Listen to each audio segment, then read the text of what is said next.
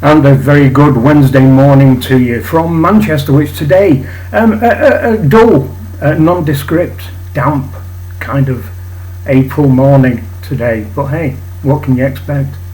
More importantly, a very, very good St George's Day to you. All of you out there in England who are proud Englishmen, such as myself, who believe that we are underrated and undervalued by many, many people. The world would not be what it is today without England and the English. Our flag is deemed to be a symbol of hate, and I find that appalling. It is something that the government should do something about. We, unlike our fellow nations in the United Kingdom, do not get a National Day holiday, a bank holiday for English folk, unlike the Scottish, the Welsh and the Northern Irish for their patron saints' days, and that has always annoyed me greatly. But please, from an Englishman, from his heart, enjoy, celebrate your Englishness today. What I want to talk about today is the announced resignation of BBC news anchor Hugh Edwards. Yes, the very famous Welshman who has been in the big chair, BBC News now for many, many years, not only reading the news and giving us the headlines, but also covering major announcements and marriages and deaths and funerals and engagements and all other major things that have happened here in Great Britain for many, many years. Now, last year he was alleged to be yet another sexual predator based at the BBC, and today, after being away from the BBC, I think from last June or July, something like that, after these accusations came out, has been away from his post, which as we've been told because of very poor mental health, which is obviously perfectly understandable given the dreadful accusations that have been levelled at him. Today we have been told that due to medical advice, he's been told to resign and pull away from his position at BBC News. Now, what we have to remember, of course, here is that all the time that he's not been working, he's been on full pay. Now, I'm not sure, so don't hold me to this, I think Hugh Edwards is on £465,000 a year. Paid for by who? TV licence fee payers. That's not me, and it shouldn't be you. So if you do it, stop it. You don't need a TV licence, except for little things. I've done videos on this. Check back in my library, or by all means, if you are unsure, drop me a question down below and I will clarify it for you.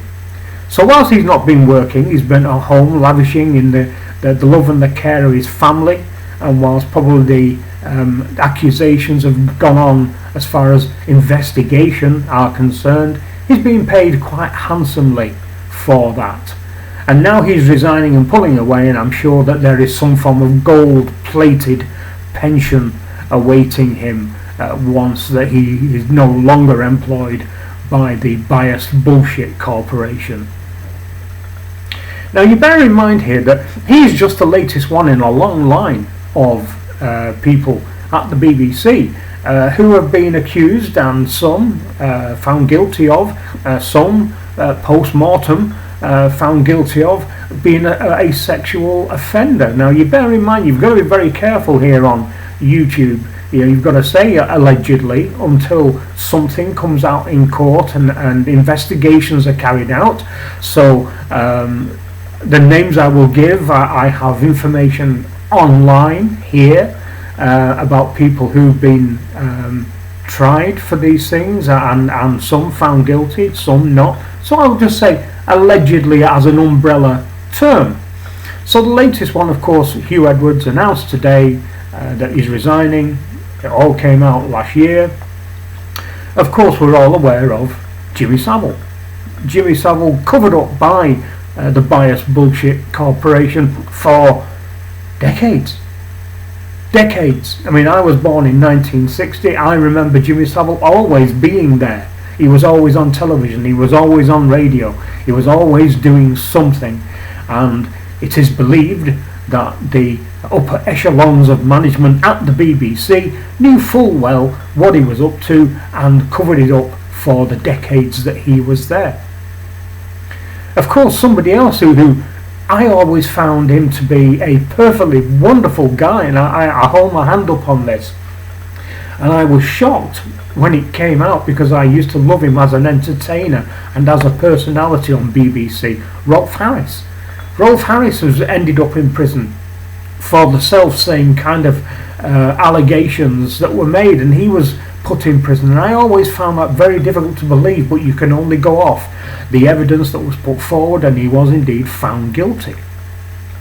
Stuart Hall was a very famous here in the northwest of England. He was a major key presenter and news anchor for BBC Northwest. He also presented a crazy games competition called It's a Knockout here in Britain, where certain towns would play certain towns in crazy outdoor games, and also he used to cover the pan-European version of that called Jeux sans frontières. Yeah, it's French, and he was a massive figure both on television and on radio.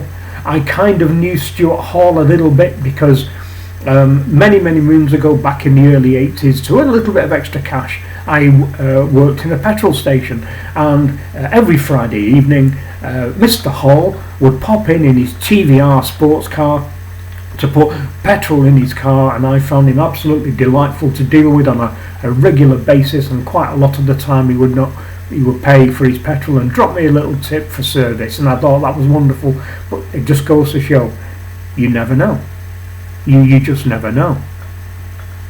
There was a guy called Ben Thomas, who was a local BBC personality and also on national BBC on occasion, who was actually also a church minister who was found guilty of sexual offences against young people, and he is now in prison.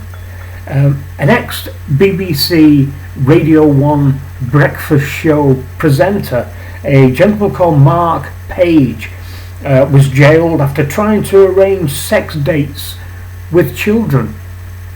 Now, what it appears to me here, and this is a little bit tongue-in-cheek, of course, is being a nonce, sexual offender, part of the job requirement at the BBC. When they put an advert out, do they say, if you're going to be a journalist or something like that, ideally you will have journalistic experience both on a national or a regional level.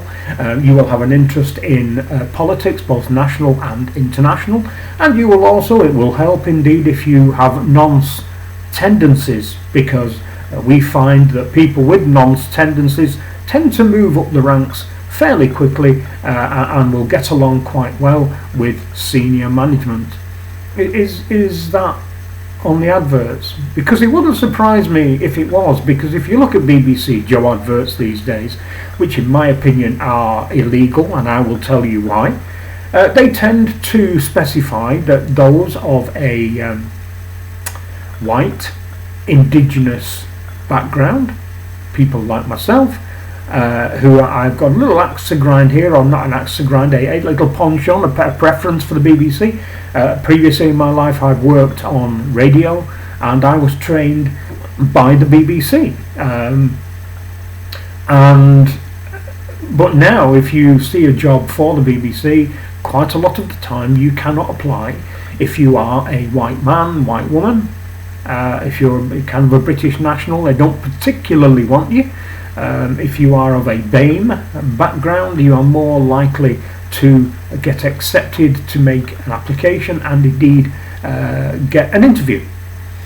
So there seems to be a lot wrong at anti-BEEB, as it was once lovingly known, where I've always, certainly in the last decade or two, called it the biased bullshit corporation.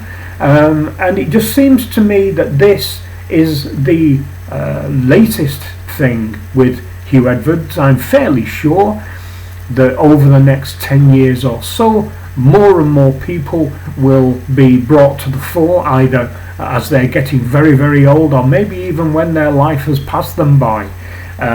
Certainly maybe presenters who had access to children, who were BBC Child's presenters, or those who had access to young people when they were presenting Top of the Pops, for instance. We'll perhaps see more and more of those coming to the fore in the future. I don't think that Hugh Edwards will be the last one.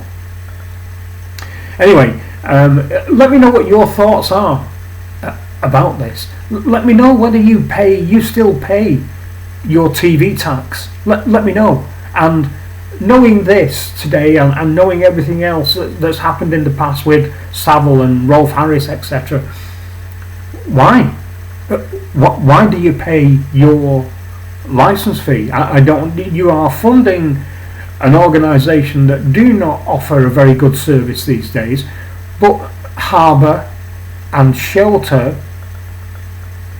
perverts, and you are funding them.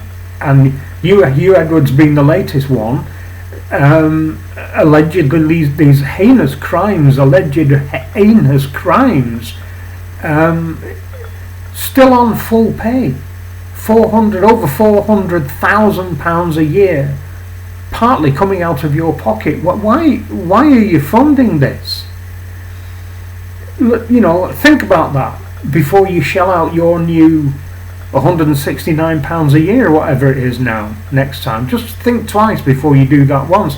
And if you're unsure whether you need to pay out that kind of money to watch the television that you want, drop me a question down below and I will answer it. I will get back to you, I promise. And I can pretty much guarantee that I can save you that 160 odd quid. Trust me, really. So, Hugh Edwards, the latest one on a long line, a long liturgy of people who have gone by entertaining us, keeping us informed over many, many years, people who we've all felt as though we had known and enjoyed for all those years. And as we know, there's a lot of people out there that have got scary skeletons in their cupboards, and Hugh Edwards is the latest one. Anyway, that's it for this one. Thanks a lot for watching. Please give it a thumbs up so we can pass all this around. If you're not subscribed, please subscribe. It's easy, just one button, doesn't cost you anything, and it helps the channel. It helps get kind of the information that I'm doing at the moment. It helps it get out there. Put this out on Twitter or on whatever else you're on right now, Twitter X, whatever it's called these days. And I will see you again, possibly tomorrow, for something else. Thanks a lot for watching. Bye bye.